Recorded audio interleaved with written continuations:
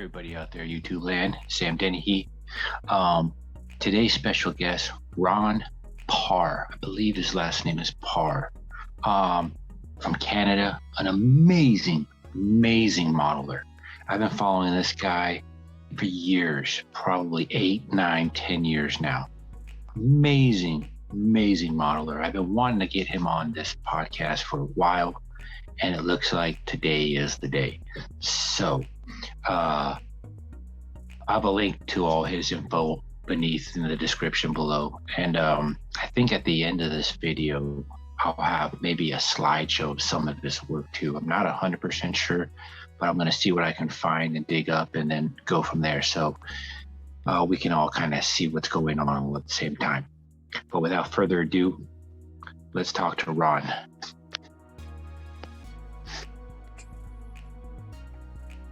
All right, everybody, this is Sam Dennehy, aka Halfass Customs, and this is Halfass Presents the podcast. Today's special guest is Ron Pare, all the way from Canada.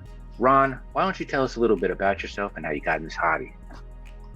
Well, my name's Ron Pare. How did I get into the hobby?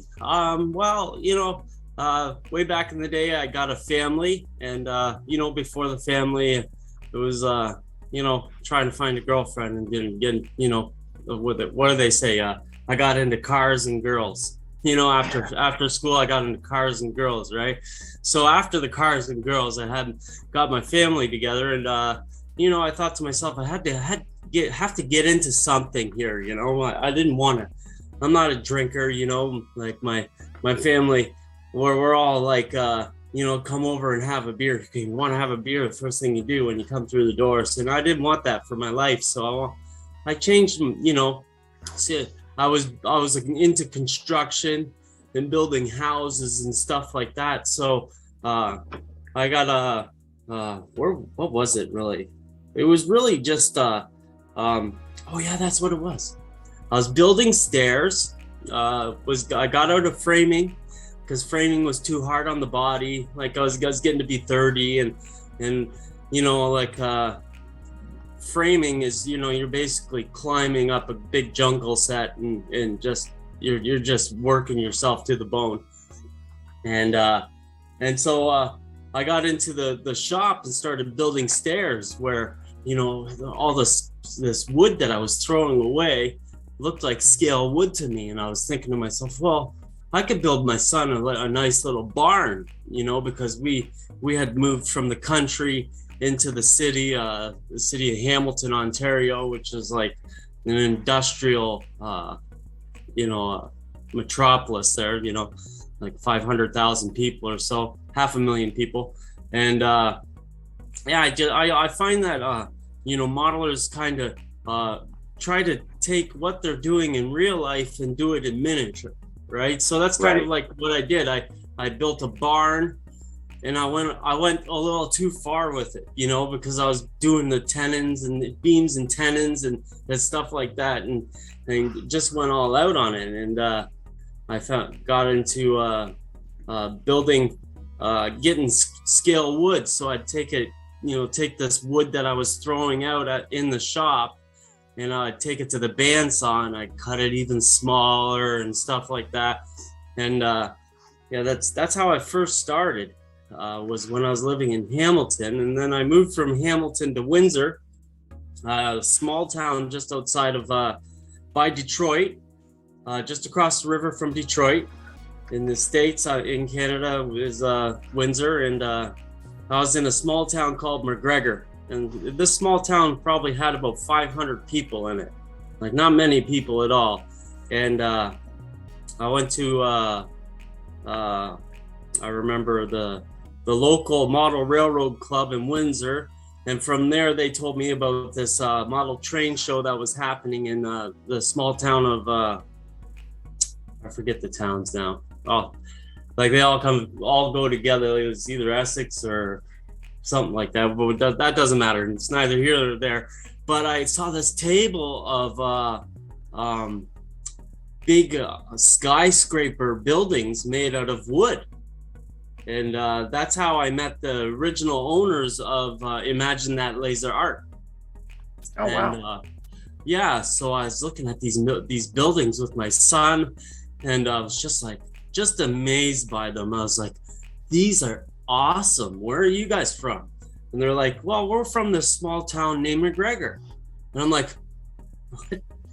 what's going on here? You know, it's like fate has this way of getting into your life, and it's just these little coincidences that, you know, Right. you just think to yourself, how did this come about? Well, the next thing you know, I'm becoming friends with these guys, and I'm going to their shop. He actually ends up being the local artist who did all the along the Windsor waterfront, looking onto Detroit downtown, are all sculptures and murals and stuff like that. And this guy did all those, right? So he was an artist who did bronze sculptures. He did murals on the walls of things, and he worked at Ford's starting up. So he did a lot of stuff in Ford City in Windsor, where the car was basically started with the line and all that stuff. Right. In Detroit. Yeah. It also happened in Windsor, right? And it was called the Walkerville Wagon Company to start with, and then Ford's bought it, or Ford, I don't know, that was a Ford company or so. I don't know the history on that exactly, but Mark Williams did a lot of sculptures in that area because it was, it was the original kind of like, people get out of the factory and they go straight to the bar back in those days, right?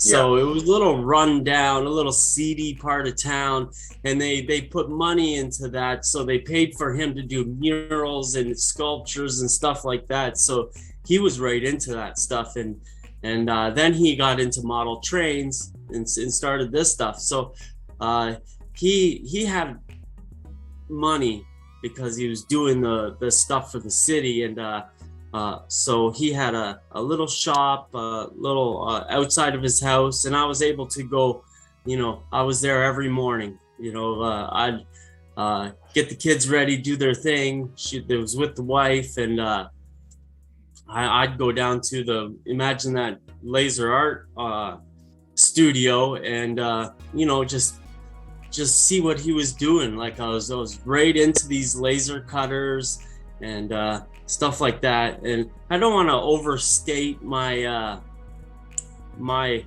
involvement with that company in the beginning, because it really was Mark Williams and Joe LeMay who did that. I was just this young kid who was just like the passion. The passion's really the word for that. I've heard, I've done these I did these interviews myself, just like you're doing in the past, called the Meet the Modeler, and I'm going to start those back up. I hope it's okay.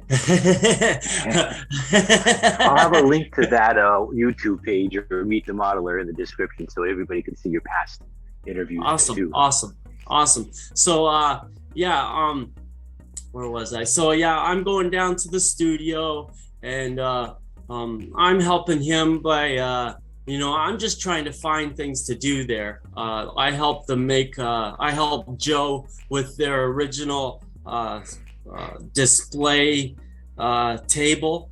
That year the NMRA was going to Detroit to do their convention, and so they made a display table with their Albany Tower, which is this huge skyscraper, right? And there was 2 of them on it, I remember, and I'll send you pictures of it for if you want to put it in there. Sure. That might add a little bit too much editing. It doesn't matter. They'll see it if they get to my videos. I was helping him with that. And while I was helping Joe build this display unit, Joe was really mentoring me in the hobby, because I didn't know anything. Like I started on a bandsaw in a stair shop, really just, doing what I thought was, something original maybe, or I didn't think it was original, but it was like originally it was what I was doing, for sure. Yeah, like it was original all I to could you. think of. Yeah, right. It was just like my natural, organic way of getting into the hobby that I was interested in, which was building structures, right? And so model railroading just kind of went hand in hand with that. And a kind of funny thing about that is I've barely even ever run a train in my life. Like me neither. I can remember going down to a gentleman, I think it was Seth Gardner's in North Carolina, which I think you're from. Yep, is that true? That is where I'm from. Yeah. Okay. I got a good memory for this stuff because I remember talking to you way back when I was building the layout in Salisbury, and I think I talked to you back then. Yeah. Yeah. So we do have a history. It just right. Yeah. So I was building a layout down there and went and visited Seth, and it was the first time I ever really ran a train. I really didn't even know how to use the Digitrack system that they were using at this club that he took me to, right? He was like, no, you're going to run a train. If you've never run a train before, you're going to do it now, right? I'm like, nice. No, I really don't have the eyes for this stuff. It's like, come on, man, you're building models. Right. It's funny because there's kind of a separation from just a modeler to a full-fledged railroader, Yes. And when you're just a modeler, trains, like for me, trains is in the background, much like the vehicles or the buildings would be for a model railroader. That would be the background, while the train is in the forefront. So it's funny how there's a little bit of a separation, but we're all on the same page. Yeah. For real. Yeah. No, you've got a good point there. I barely haven't played with any trains, but I'm a structure builder. That's what my passion is. And so I was working with Joe LeMay. He really mentored me. He taught me how to make steel wool and vinegar stain for wood. He taught me how to the reasons to use India ink and alcohol for staining wood, making old barn board or weathered wood and stuff. Like he really taught me some old school methods that actually the steel wool and vinegar could have been somebody from the Model Railroad Club in Windsor. I think it actually was, but Joe also knew about it. But just trying to get my facts straight, because I've been in this hobby since 2007, right? So my children were born in 2004 and 2006. So 2007 was, they were little babies, and I think a man, he's got to get out of the house. He's got that job to do and stuff like that. Well, my wife was mentally ill, and I had to stay home for a little bit of time there when the kids were young, because she went through some ladies, when they have their children, so I did the manly thing and stayed home and helped her with that stuff. But I had to get out of the house still, so that's why I went down to Joe's and got this stuff in order, and they got me to build a few Albany towers. When a customer called in to say, would you give me a built structure? Well, Mark would come to me and say, well, you do this and I'll give you some money for it. And nice. That's how I got into the custom building stuff like that. And then it was making instructions and stuff. I don't think anything I ever wrote down for instructions ever made it into a final kit. Because I always think that Mark he just took my photographs, but all the writing that I took, like I think I was backwards in my writing. It was like I taught myself how to write articles through this hobby, because I was trying to share what I was doing and stuff. And I was, there was a lot going on back then. I was just trying to keep my mind busy. And like I said, the therapy of a good hobby, you got to stress in your life. The hobby will bring you back down to earth, So definitely. Yeah. So I did. It's just kind of fate how I got into the hobby by going to this train show with my son and meeting this guy and then being able to go to his studio and see how the lasers were working and all that stuff. It was just a lot of fun. And all the stories that happened after that, like I say that I built the Albany Tower. I probably built 12 of those, and there's like 100 windows in that thing. I'm trying not to swear. I'm a construction guy. I'm a construction guy, so it's I'm usually you're all good. Like talk the way you want to talk. You be comfortable in your shoes. Don't worry about anybody else. Yeah, but there's a lot of us. There's a lot to make the world go. A lot of people make the world go around. And I like to, be myself. But I also like to have people comfortable. Right. Watching the videos and stuff. When I started, I was making videos and I was swearing like a pirate. And sometimes I'd have a beer on the side, and sometimes I'll still get comments in my videos where people will be like, "Holy smokes, you have one too many," and it was like, no, wow. Actually, those my hard, those are my clean days, boys. Right. So it's like, you'd hate to be around me while I'm actually working construction. For real, yeah. So it's the videos really helped me. That was the part, it helps you get out to the world. I think people go to the club to share what they're doing, not really to be a part of the club. They kind of bring their show and tells. This is what I've been doing. This is what I'd like to do for the club, and that's what you do. Everybody's got their thing they're into, right? Somebody's into electronics, somebody's into the train, somebody's into rail fanning.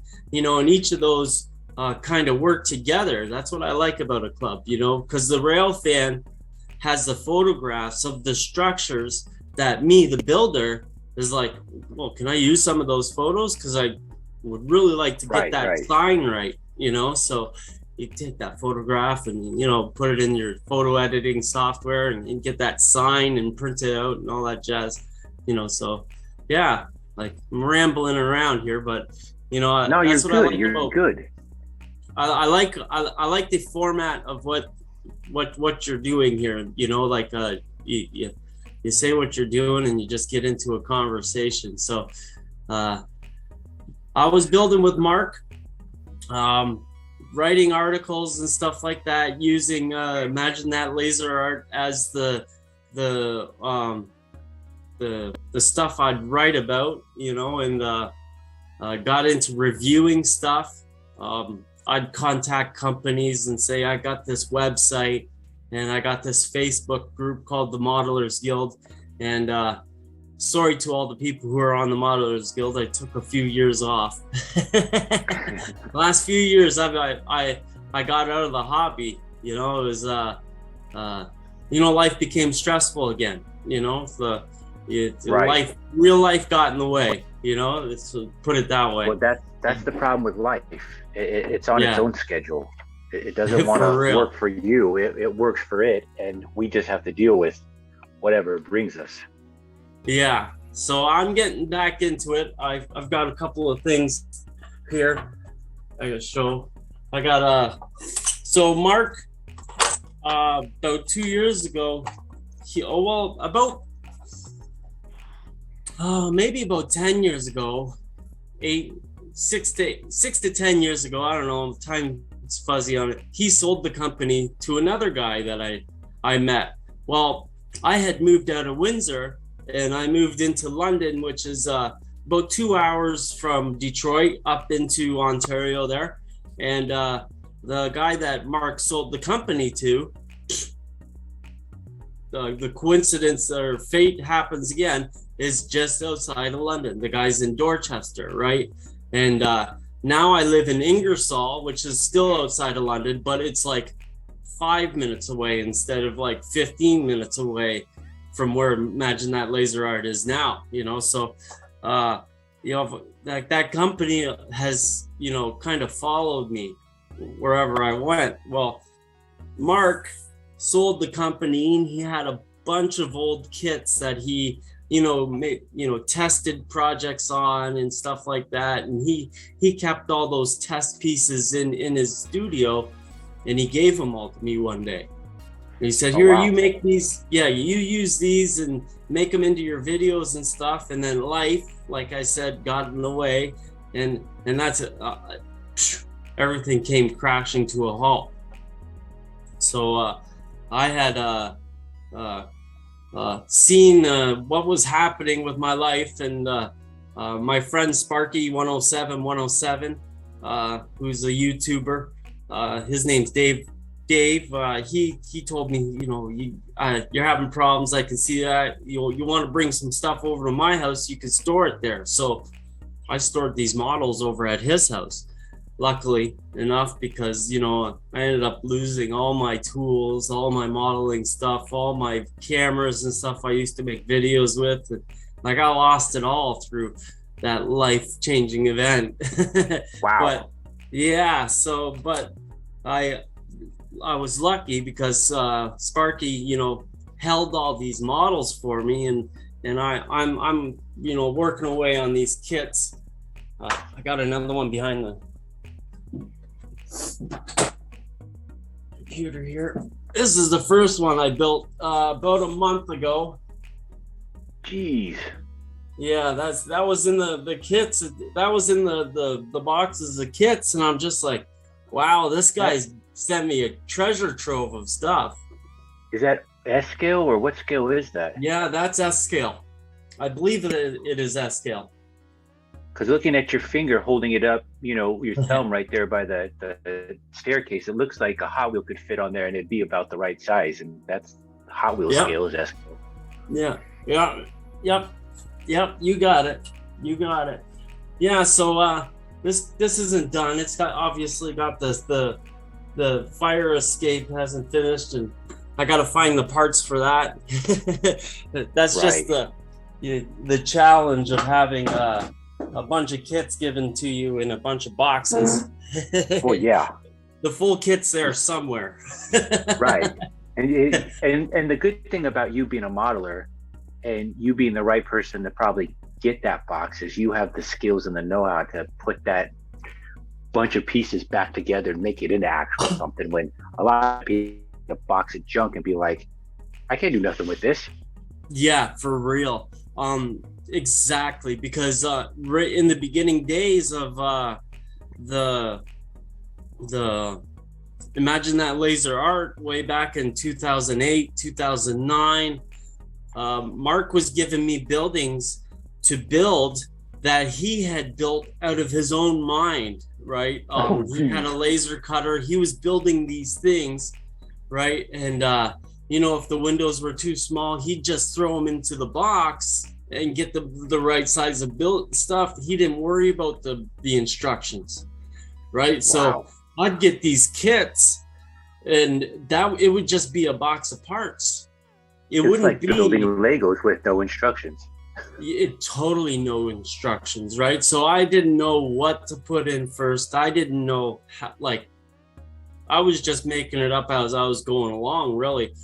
And just the same as Mark really was. And so, you know, having these kits here, it's really secondhand to really just have no instructions and say, oh, I know where that part goes. That's from this kit, right? It's like, yeah, it's just in my mind now. And it's a good thing too, because I've got boxes that have N scale, HO, S, and O scale, sometimes all in the same box. Right. You know, and I'm saying that's how I am with vehicles. Like, you can take a model car, 125th, 124th. I don't need the instructions to build that. I know where all those parts go. And just like a 164th or a 187, I don't need instructions. Most of the cars I build in those smaller scales don't come with them anyways. So you're just kit bashing or making your own version of something better, you know? Yeah, So it's the same thing with you in buildings and with me in cars. Yeah. So yeah, there was a lot of good times with Mark and Joe. Like I felt like I was they let me into a little private club it was a club of two, you know, and I was like the third one who was like, hey guys, I'm here. Hey guys, I'm here. Right. What do you got for me today? And they're like, we didn't really have anything planned for you, but you can do this. And it's like, right on, you know. Right. So, hey, anything's better than nothing. yeah. Like I remember a few times it was just like getting a fight with the old lady, and I go down to the studio and I'm just trying to get out of the house or something like that, and it was like, here, take photographs of this, and you know, for the instructions. It was like, right on, you know. Right.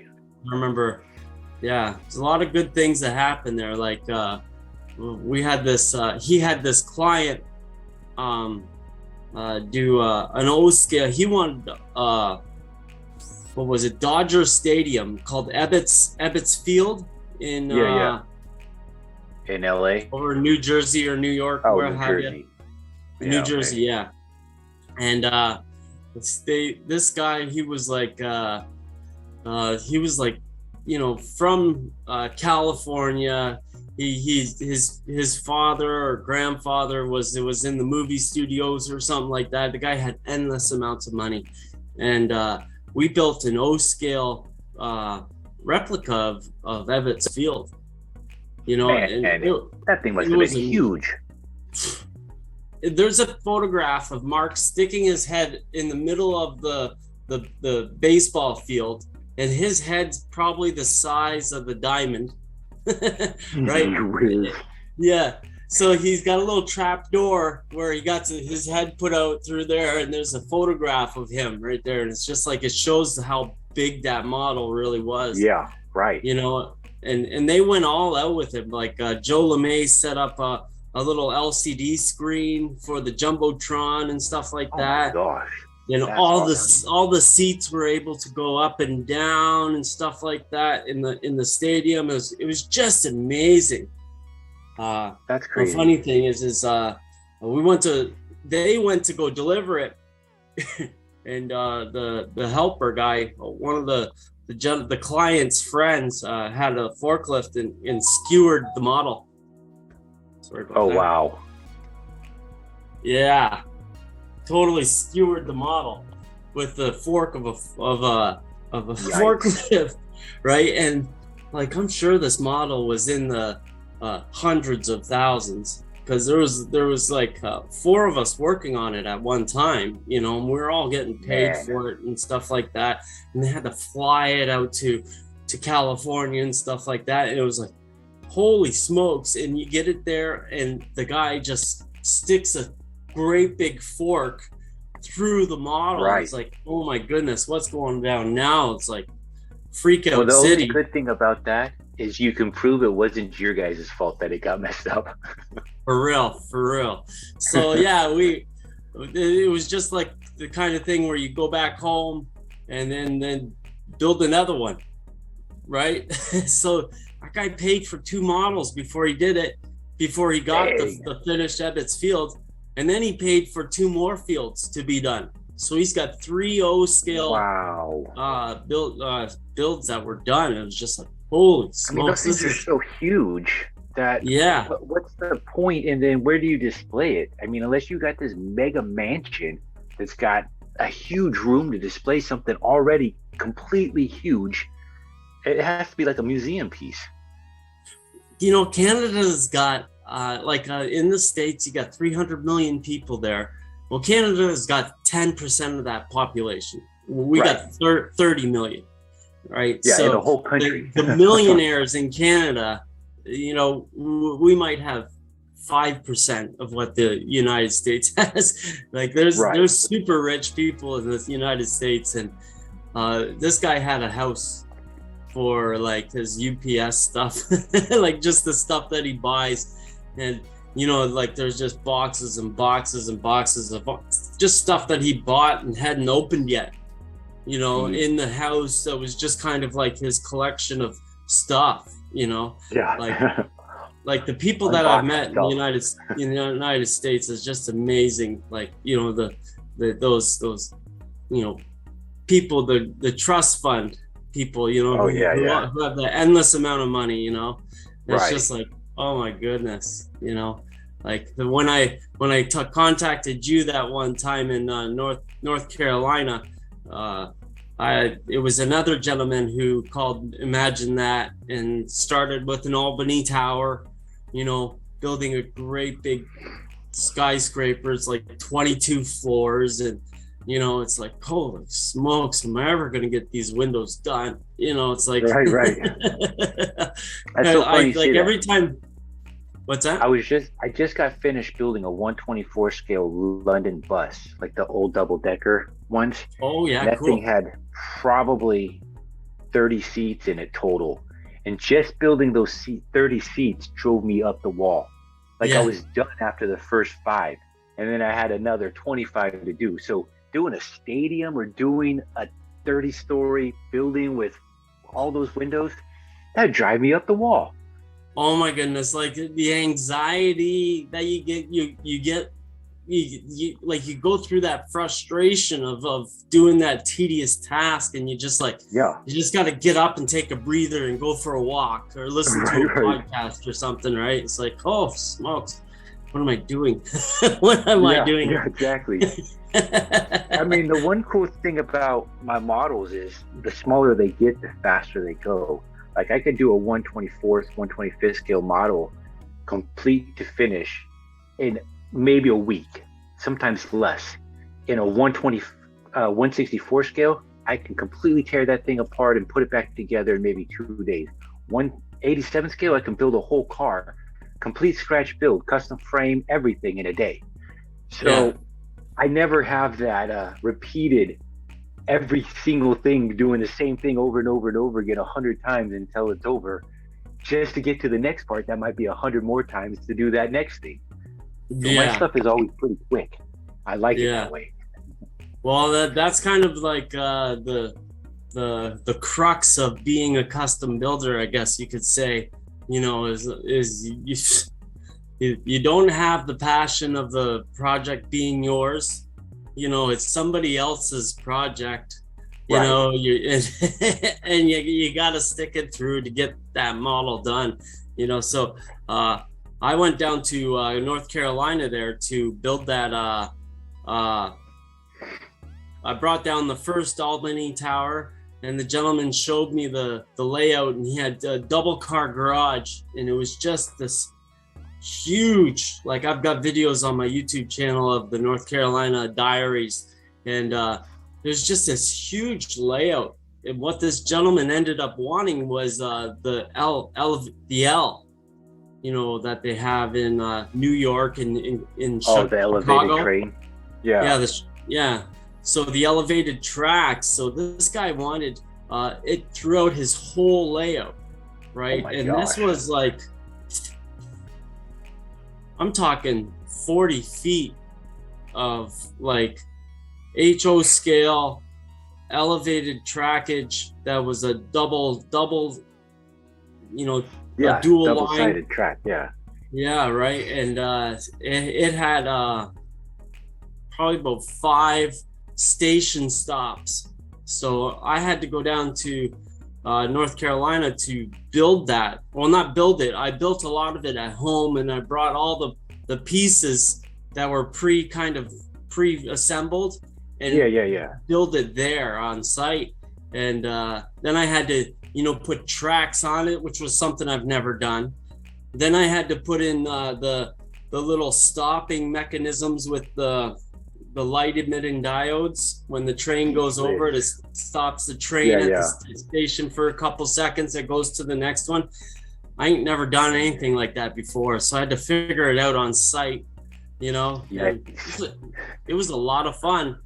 There's a lot of stressful moments, but, you know, just being able to you know, work with my mind like that and solve these issues with, Right. commercial parts. Like I never, scratch built no electronics board or anything like that. That's not my passion.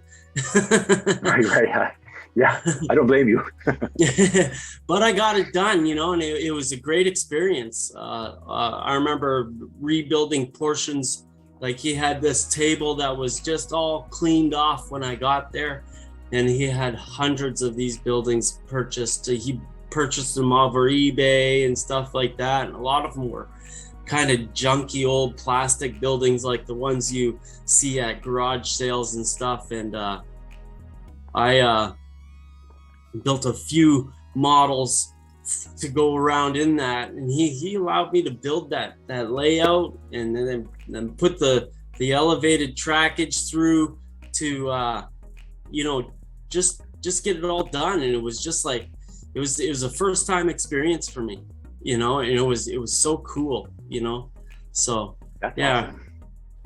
so kind of funny that you lived down there. And I was like I think I was trying to do an interview or just see.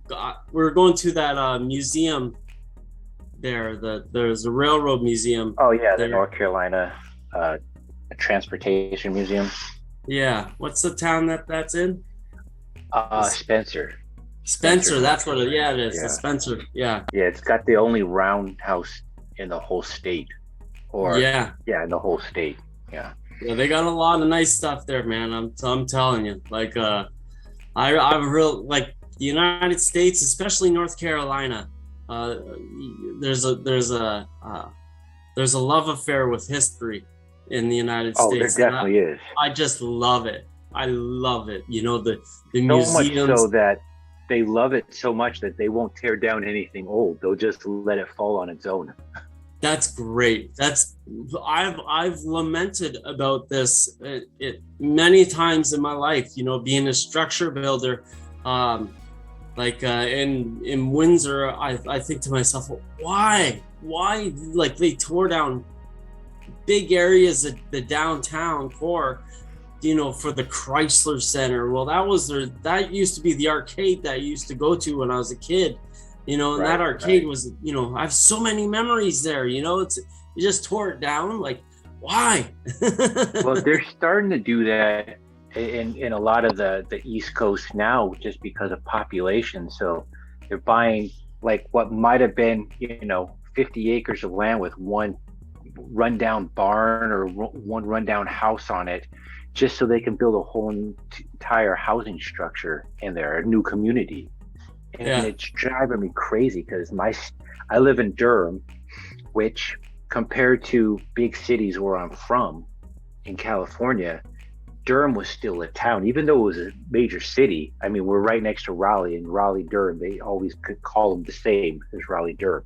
So to see the town, what still was when I was moving in here, turned into a major metropolitan city, absolutely driving the crap out of me. I can't stand all the trees that are getting torn down, all this new development everywhere. But Durham in particular, compared to the rest of the state, has got this place called the Research Triangle, where all these huge medical companies, these huge like Cisco, the company Cisco that makes TVs and stuff, routers and stuff, their main corporation is out here, the Research Triangle, and they're still adding more and more huge companies to come out here. So that's creating the growth in my little city to be a major metropolitan. We're gonna be like Chicago or LA soon, and it's driving me up the wall because I can't stand it. They're taking all that old stuff, like 200-year-old rundown buildings, and they're demolishing them so they can build something brand new on top of it. And don't get me wrong, I get why they're doing it. It's to bring population, bring more money in the city, but we don't need any of that. Put it to a different city.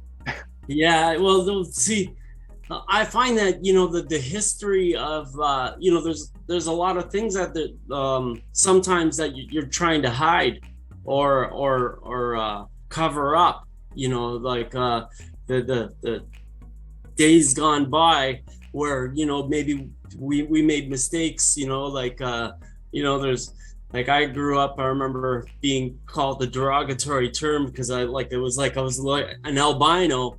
but I was called the, I won't say it, but like it was he called me like a colored kid, because I was like so white, Yeah. So growing up, there's a lot of racism and stuff like that. And you go to a town like Salisbury, or is it Salisbury, North Carolina, which was once a company town, the company store, the company this. And then one side of the tracks is this, and the other side of the tracks is that, and you know what I mean about all that. Sometimes we're trying to cover all that up, but then again, there's all that true history that was there of the company town, and that was amazing to think of. Like, I sure as hell would not want to be living in one of the company towns, owing every penny I've got for milk and stuff like that to the company I work for. Right. Which are things that happened, like to go to the store and get your groceries for your family, it came right off of your check, or the house you were living in, you were paying the company for, and stuff like that. And then, it's got, you're weighing the good and bad of history, right? And it's kind of sad to see things go, right? I always look at my life and I think I was born in the wrong decade, because I should have been born in the 30s, had my childhood in the 40s, and my teenage years in the 50s, because the 50s is what I truly love about America. But I had to have been born on the West Coast, not this East Coast, because this whole racism crap that's out here on the East Coast blows my mind how bad it was compared to how it was on the West Coast. West Coast, there was it, but it wasn't nearly like it is on the East Coast.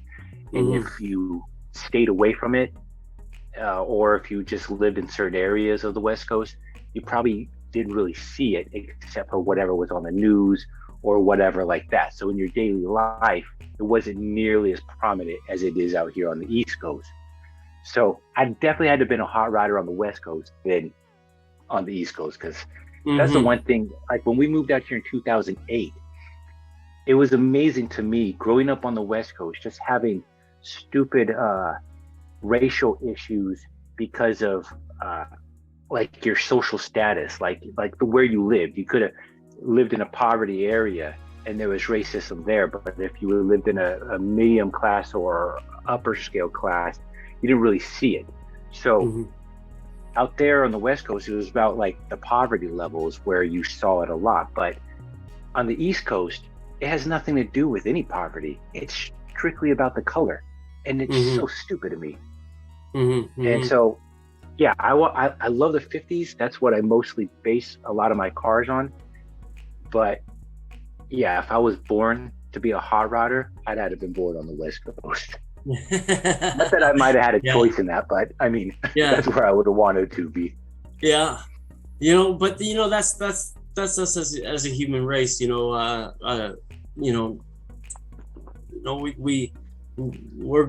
growing. We're getting better. We're not like, I even believe, like back in the day, that they were good people. They just had those fear. That fear of the unknown, or the fear that's ingrained into you as you're growing up, that, people are telling you certain things, and, you got to find out for yourself, how you're going to deal with these things. And I think we're getting better at it. I think we're getting better at being good humans, our best selves. Slowly, but surely you seem to be. Yeah. I know a lot of, outside things are pushing us away from trying to do the positive and trying to be moral and whatnot. But, there are a lot of people still pushing back, saying, no, I'm going to be a good person and I'm going to do the right thing. So, yeah. Well, I think in the modeling that's, community.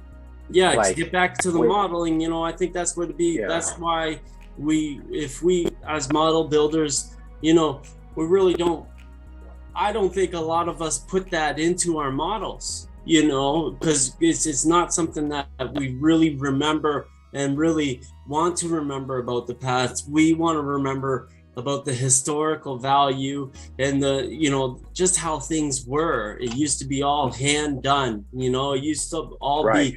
be, you know, no, like the machines were all different, you know, they were all hand cranked or what have you, Yeah, you yeah. know, it was really rough. Like you'd lose a hand in a second, you know, back then. Oh yeah. Right. But now you get machines today that pull your hands out of the way. You're like a Yeah, yeah. Yeah, yeah. Just like the sliding like door on a minivan. You put your hand Yeah. in there, it stops so it doesn't chop it off. yeah. It's kind of funny how that is, but yeah. So it's you know, to get back into the modeling and stuff like that, it's just you know, we kind of think about the yesteryear, you know, and try to bring that back. Like if I think about the years that I would like I got a lot of pictures from when my grandfather, I call him my Pepe for I'm French, and or French heritage. I don't really speak a lot of French. You know, I think about him growing up in the being born in the 20s, and you know, growing up in the 30s and 40s, and my, you know, my dad being born in the 50s and stuff like that. It's just you know, I just love to look at those pictures, you know, and Right. think of that stuff. You know, he was a teamster, you know, and in Detroit. And actually, Detroit back in those days was one of the most, you know, happening cities. Oh, what? In the United That was States. the heyday of Detroit. Yeah, right. Like it was like as big as Chicago or you know, another like the big centers of the United States. And us being in Windsor, you know, we were right there. You know, like Right. I remember my Pepe telling me stories about the Purple Gang back in the either our prohibition or your prohibition. I don't know which one it was, but the Purple Gang would come over from the Detroit, and all the kids would be on the side of the canal when the guy in the boat would come down, and he'd be flicking silver dollars or something. I forget what it was, but he'd be flicking coins to the kids, you know, when they go to drop off the booze or pick it up, you know. Yeah. That's awesome. It depends what time in history it is, you know. If Right. you're selling to you or you were selling to us. We've always had, you know, this great relationship. I think you'd be selling to us because to be honest, you know, in America, I think they skim across a very limited section of all the history. So don't tell us everything. They just give us little, like 2% of all the history in all of America, just so they can get it all out. And so when you talk about prohibition, we're only taught about our prohibition. I didn't even know you guys had a prohibition. Yeah, exactly. So exactly. Yeah, ours so was before yours, I believe. We're selling it to us. Yeah, because I didn't even know you guys had one. Yeah, I think ours was before yours, and okay. I could be wrong, but it didn't last for very long, because once the United States got their prohibition, we that's when Walkerville, you know, they started making whiskey there in Windsor, and you know, like Ours was in the 30s. Yep. Yeah, like because I remember growing up, going down into my dad would take me into the bar when I was 16 and 17 and stuff like that, and they took me down to the basement of the bar where you could see the old path to where the canal was. Right, they'd bring the boats in, and the booze would get taken in a little underground passage to the speakeasy awesome. Here. Right, and when I was a teenager, like, you know, the one bar was called Rum Runners, you know, obviously in the old in the sense of what it used to be, you know. Like there's a like this used to be the speakeasy of your right. Yeah, so, you know, it's important to us as people who remember the past, you know. So it's definitely important. Like, and you know, that I love Spencer and the going down to the States and seeing that, that there, because in Canada we don't have the funding for that kind of stuff. You know, we put our into the social stuff, like right. our medical system, which is really no different than yours. Like they say there's free healthcare in Canada. There isn't free healthcare in Canada. They're like, no, if you break a leg or you get in a car accident, you don't have to pay for it here. But if you've got bad eyes, you're gonna have to pay for that surgery. Right. Like you're not getting everything free here. Well, don't your taxes pay for that healthcare too? Exactly. Yeah. And I think that's what taxes should be for. Right. Taxes should be to make sure that the garbage is picked up at your neighbor's house, and the road is good enough for you to drive to work, right. And like all the rest of it, you get a nice job with benefits and you're good. Yeah. That's so funny, because out here in North Carolina, we have a North Carolina state lottery, and the lottery is funded by the schools or something like that. Something to do, they're tied in with each other.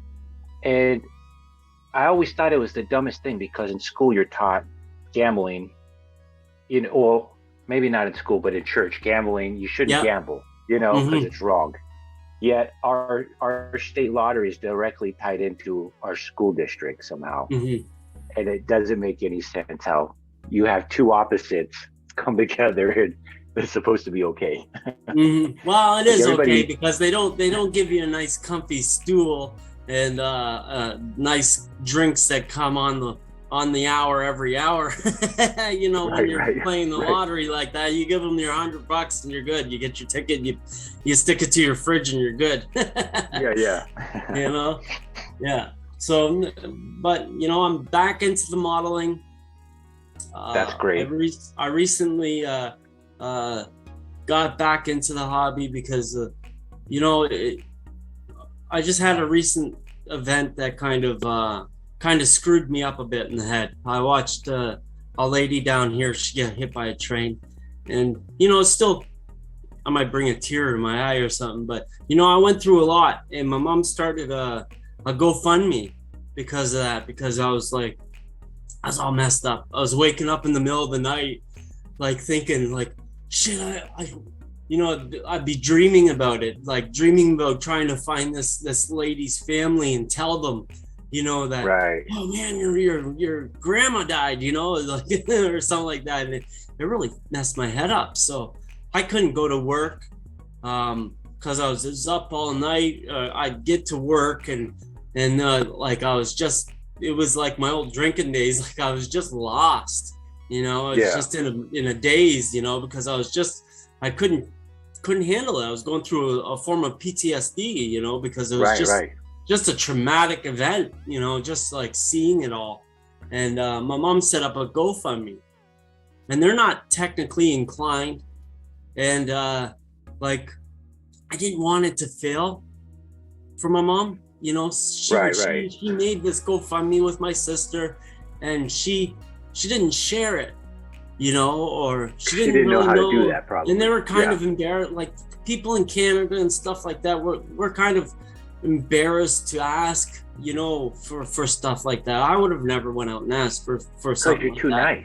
Yeah, Canadians right. are also nice. Thank you. But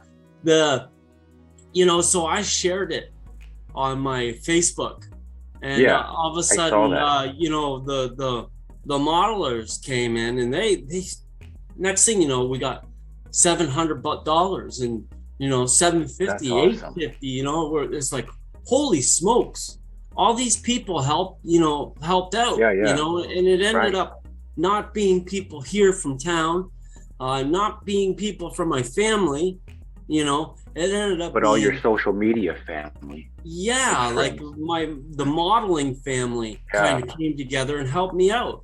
And my mom she was blown away, and my sister was like, holy smokes, like we didn't think you were gonna get anything. And my mom, like, because I had to take a week off work, I had to, borrow money off of my parents, so I ended up just giving it all to my mom, because, that's nice. She helped me out with all that stuff. And Yeah. it was, in the end, Hell, she raised you. She ended up being the one who was shelling it out, and the money was coming to me, so I just gave it to her, right? And it was like, pay her back. But then also I started thinking to myself, these people went, gave their hard-earned money to help me out in a time of need. I got to get back into the hobby. Right. Yeah, because we've definitely been missing you. You were super active. You were posting all the time, and I was following everything you did, and then all of a sudden you disappeared. And it's kind of, unfortunately, the way life works lately is out of sight, out of mind. You don't see your posts, you don't think about it, and then unless we were like super good friends and I didn't hear from you in a week or a few weeks, I would reach out and be like, hey man, what happened to you? Are you okay? What's going on? But when you're just following somebody and then you follow like 100 other people or 1,000 people, and then one person drops off, you got all those other 99 people or 9,000 people that you can follow that you're like, I didn't even really realize. And unfortunately, I will say, until you posted again, I was like, holy crap, where was he? Where did he go? Because it was out of sight, out of mind, and I feel sorry about that. But well, it's kind of, you don't want to go into share your troubles. I got COVID over the summer, and I didn't share it until I was recovering. I didn't want anybody to know. In fact, all my family members don't even know. It's just the social media, small little bubble of people that I know that I'm constantly posting. They're constantly commenting on that know. My family, my parents know, but my whole West Coast family don't know. Nobody else knows. Well, that COVID stuff that's some scary shit. Yeah, it was for a good little while. Like when we got locked down there, that was like, whoa. That was kind of like when the lights went out in 2000 or 2001 when the power went out. It was like for a couple of days, it was like, all that power transmission, it also goes through Ontario here, right? So when it went out in the States, Ontario, like where I live, it went out too. You know, so it was like whoa, it's like, and then you're thinking the Armageddon movie, or what's that? Yeah, you're thinking as a Canadian, them goddamn US people always screwing up our stuff. No, I think we bring the best out of each other. I think we do, Well, it's funny because I went to Niagara Falls 6 years ago, and I stayed on the Canadian side so we can see the falls from the hotel. And all through the news, it was all American crap, all about President Trump and all this stuff. And I was like, is there no Canadian stuff going on out here? Is it just America that you guys are worried about?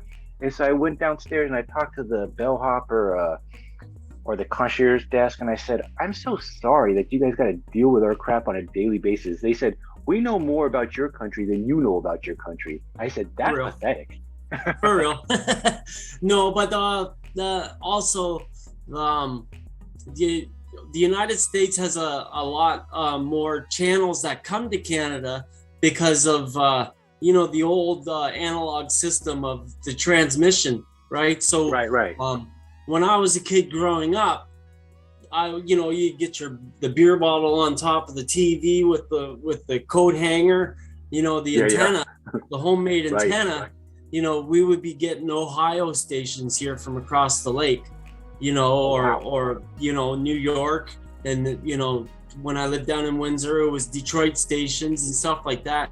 So it's like there's a lot more news stations and stuff like that we often, like along the border, often the people we're watching American content anyways, the Canadian channels, like it's like, the CBC, it was more used like a radio thing, because we watch American channels mostly, unless you're in Toronto or more northern.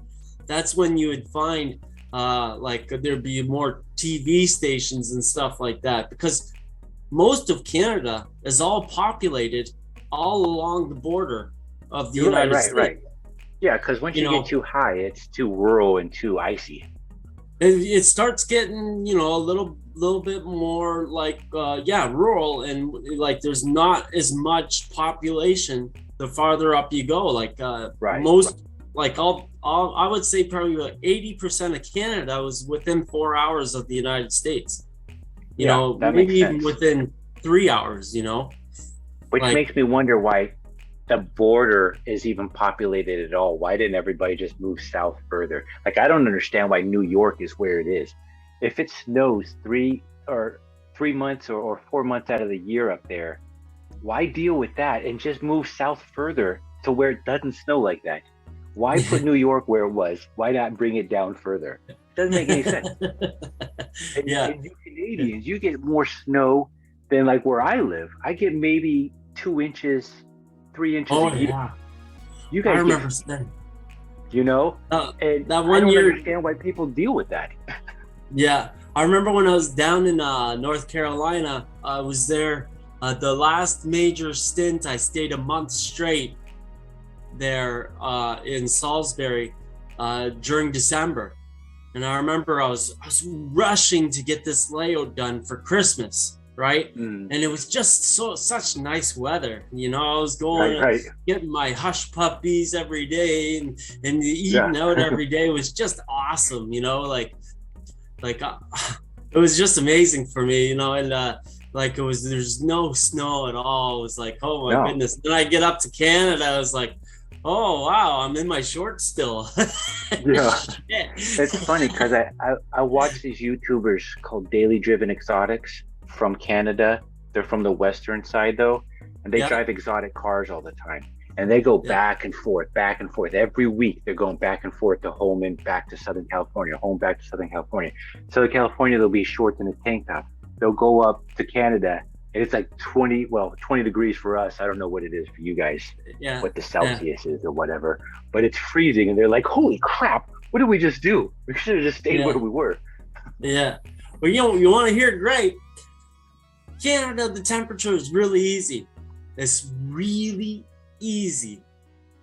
When you get to zero, you look at the water puddle in your driveway, you go to -1, and it starts to freeze. Okay. That's it. For you guys, it's like 30 degrees or something like that. Yeah. So at 20 Celsius, is that like burning hot for you guys? Is that like a heat wave? What's really hot? 30 degrees. 30 Celsius is starting to get really is probably about June, July. And then when you get up to the we rarely ever get up to 40 Celsius. Like that'd be like Texas weather, Oh, okay. So yeah, like 100-degree weather for us then. Yeah. It's weird how yours only 32, goes 33. Yours only differ like 40 points or 40 degrees, while ours goes from 120 all the way to like -120.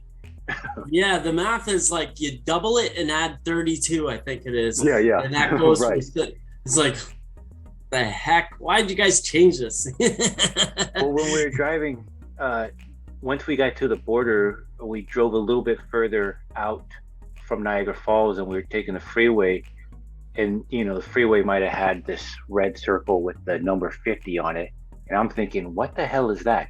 Is that 50 miles an hour, or is that 50 kilometers an hour? What is that?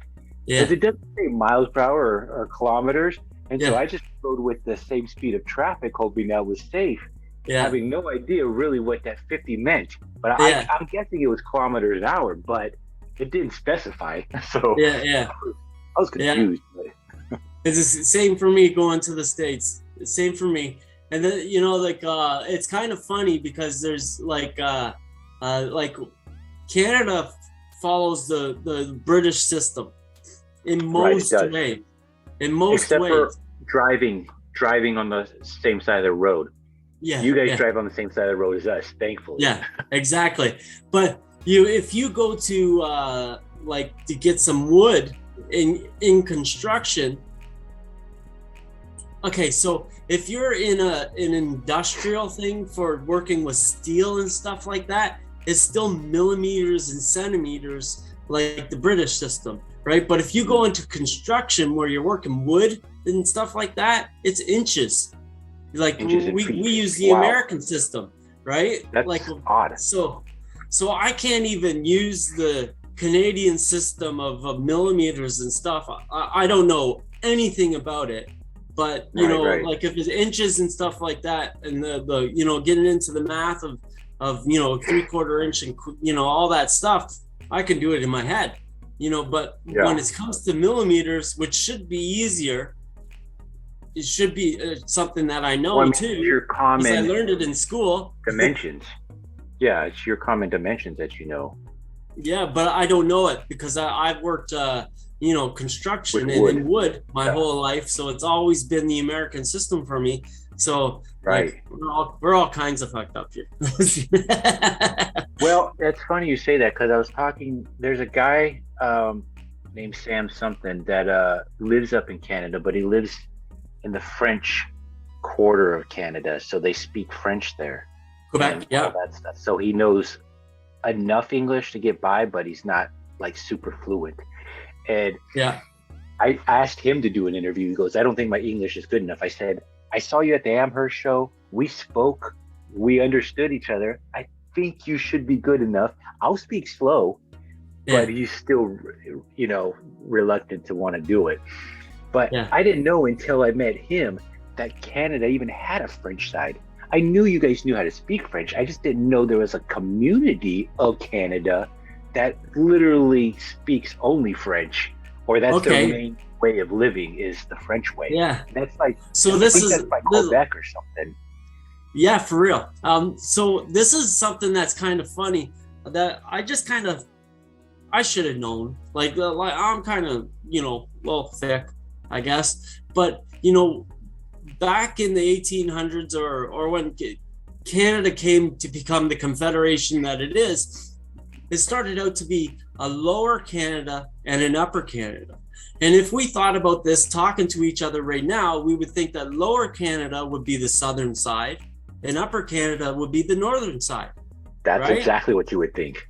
Well, no, that's not how the country was populated. It started on the Atlantic and it went inside Canada, right? So lower Canada is, you know, Newfoundland and PEI, like over where Boston is.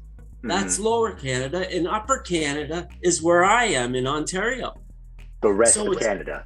Yeah, so no, because the rest of Canada kind of opened up with the railroads with you guys, you know. So like we kind of went, you know, as far as the canoes would take us, you know, in the rivers and stuff like that, like going down the Great Lakes. But you know, lower Canada's to the east, and upper Canada is western towards Detroit and Buffalo, and you know, Toronto, Ottawa, and stuff like that. Yeah, so it's kind of funny that way, where you know, you're thinking that lower Canada should be south and upper Canada should be north. No, it's lower Canada was east and upper Canada was west. Wow. So it's kind of funny how that worked that way. Weird. Yeah. It's weird. But that's history for us. That's why we like it, right? It's like these interesting, weird things that would like, well, you know. Well, I always look at Michigan, and I look at, you know, in America we call it the glove. Like when you're learning the states of the map, they call it the catcher's mitt glove. I never understood why that was part of America. They should have just cut the line straight, and you know.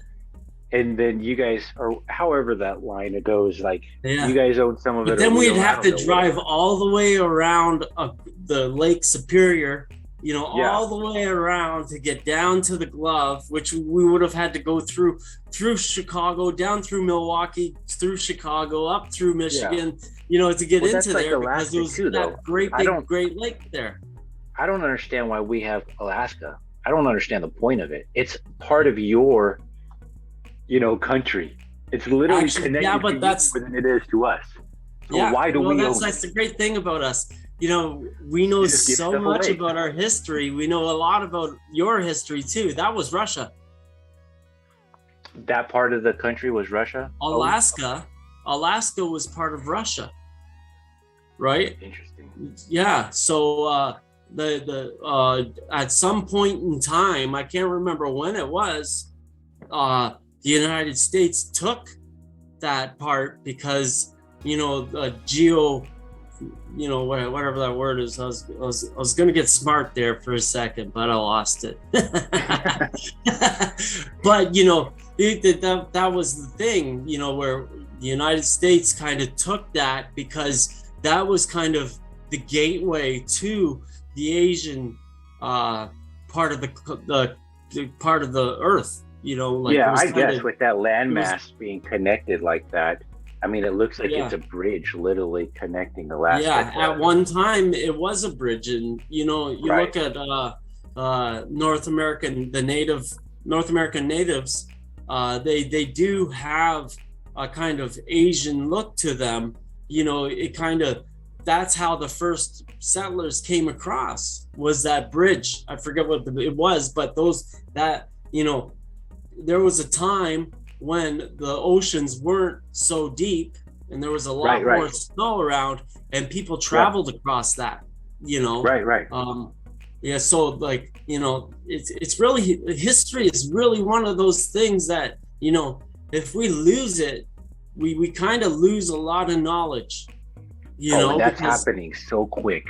Yeah, you know, I don't know about you guys in Canada, but American schools are defunding so much extracurriculars and then even main curriculars just to like dumb Americans down.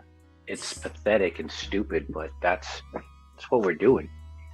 Yeah, it's kind of, I don't want to get too political, but that's kind of sad because that's one of the major things that our taxes, we do have a lot of taxes. We do pay a lot in taxes. I never notice it because it comes off my paycheck.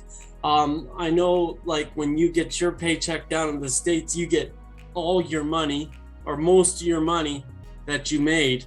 But here we have like maybe about 20 or like a good portion of it. You know, I make, I could grab a pay stub over here where I made $2,200 in a week, and my take home was $1,600. You know, so there's a good portion of it that's taken off, but it's happened all my life, right? And I don't notice it, but you do notice it in the fact that I'm not lamenting about the school system or the healthcare system or the garbage in my neighbor's yard or the snow being, you know, cleaned up by snowplows and stuff like that. You know, all that stuff is taken care of because of the income tax, the working tax and stuff like that. Like all those taxes, they ain't just going to some corrupt politician, you know, which, you know, historically was something that used to happen, you know, but, you know, here it is a necessity of life. You know, that winter season used to be, it really isn't all that bad anymore. Like I remember when I was a kid, there was snow in November. And I remember at the side of the roads, there used to be like great big snow piles. Like I can't even remember what it's called now because the snow plows would the snow banks. Yeah, that's what they're called. It's been so long since I've seen a snowbank. I just forgot what it was. You know, like we used to get like told in school, don't make a fort in the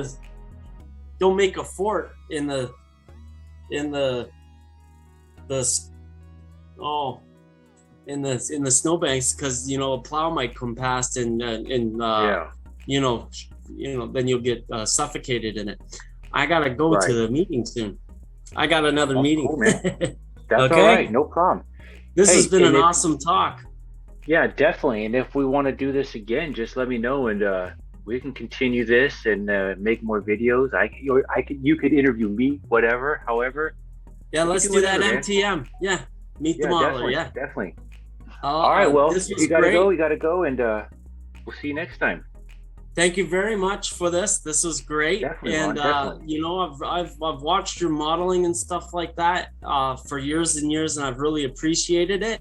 And like I said, I contacted you years ago, and it's you know, that's good that it's ending here, because then that gives me an opportunity to ask you questions in the next one. Okay. Yes, so thank you very much. Good. No problem, Ron. You have a good day. Yep. Fist pump.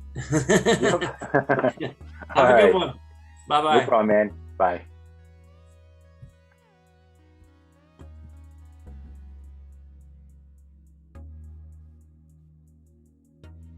Perfect.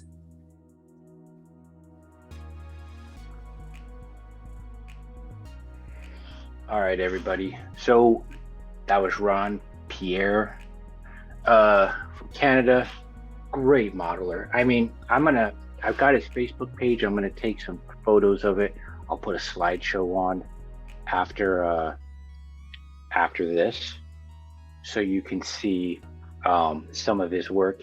Like he told you in the interview, he's mostly a structure building builder. But if you don't know anything about him, this guy took his real life building skills and transferred them to miniature scale. So his stuff looks absolutely amazing. And I was looking on his page while he was talking, and to be honest with you, I didn't see like his best stuff. I've seen his best stuff. I'm going to search for some more of his best stuff, but I was only looking under one album under his Facebook page. So I'm going to look for other ones, because I really want to show you his skills and how amazing this guy is, because he truly is an amazing modeler. And I want you guys to be able to see it, because some of you guys know it. He's been on Ken Patterson's show, What's Neat. He has his own, so you guys probably know of him, but for the people that don't know him, I really want to show off just how good he is, because this guy truly is a very, very good modeler. And he deserves to be seen by my viewers and anybody else that ends up catching this episode. But regardless, I'll have all the links to his YouTube channel, his Facebook page, whatever else he has, in the description below. So go ahead and check that out if you want.